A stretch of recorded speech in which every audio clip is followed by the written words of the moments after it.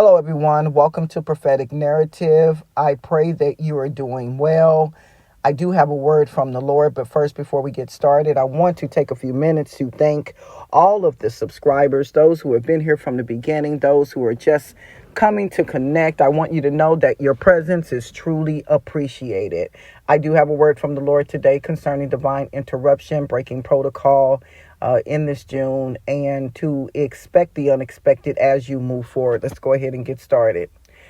God is interrupting systems in order to position his chosen in this hour to make history. Like Queen Vashti's dilemma, people, cities, states, organizations, businesses, and I will say marriages that are outside of the will of God will suddenly, if not already, find themselves in an unexpected challenge. This is because destiny is calling. The first chapter of Esther gives account of the hand of a covenant God and a sovereign creator bringing divine interruption to a kingdom in order to position his chosen to save a nation. Take note, Vashti had been seated in position of authority that gave her the influence to change history. If the king had done nothing about Vashti's decision, power in the kingdom and surrounding territories would have changed. But that was not the plan of God.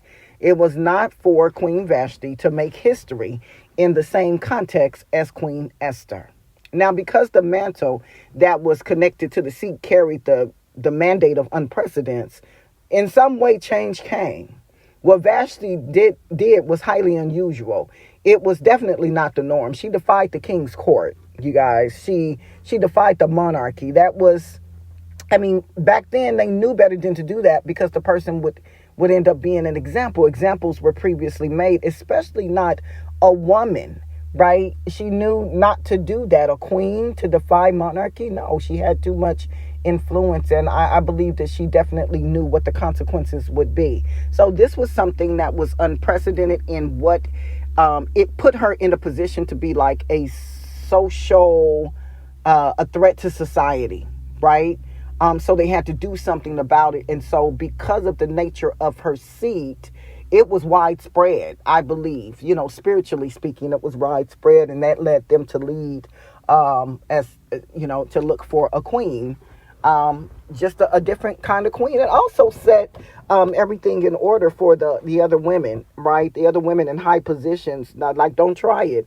And the new queen, right? So it really tightened everything up. So anyway, well, in Esther chapter 1, it says that verse 19 says, therefore, if it pleases the king, let him issue a royal decree and let it be written in the law of Persia and Media that cannot be repelled, that Vashti is never again to enter into the presence of King Xerxes.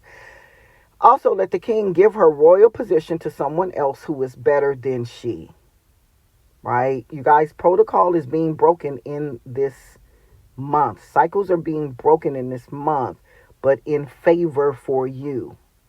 Now here's an absolute truth. A seat that is occupied by the wrong occupant will only tolerate it for so long. Like a mantle knows who should be carrying it.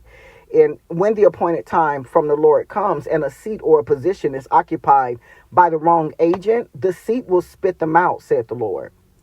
Notice how the protocol for absolute submission from the women was strengthened after this whole situation.